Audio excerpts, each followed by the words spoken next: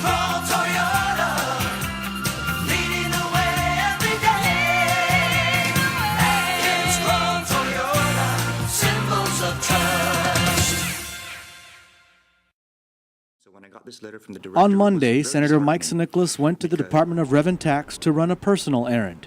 He says there were long lines and only 2 employees behind the counter.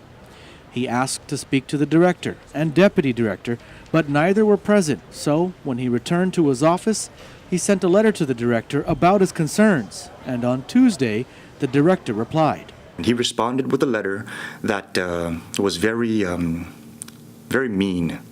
And it wasn't in John's nature to write like that. And when I reviewed his letter, it blew a lot of things out of proportion. He said that we were harassing his agency. He said that we were micromanaging his agency, and we've done none of that. The letter from John Camacho states, I cordially ask you and your staff to drop the theatrics against our department.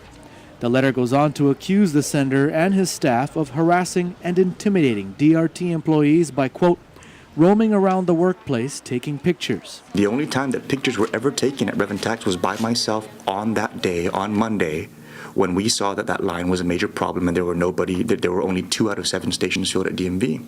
The senator says he does have staff go up there on a regular basis, but he says they don't bother employees and they don't interrupt operations. First of all, the employees of the Department of Revenue and Taxation are hardworking people, and we want to make sure their hard work is paying off to the performance of the agency.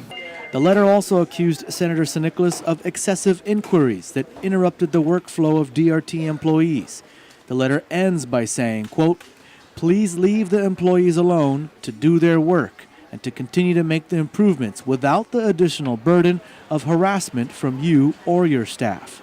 Senator Nicholas says he's not harassing the employees, but simply trying to keep the department and its management accountable. And so when I got this letter from the director, it was very disheartening because it appeared to be an effort to try and make me back off from my role of holding them accountable and making sure that we're tracking improvement. And we're not going to back off from that because that's what our people expect.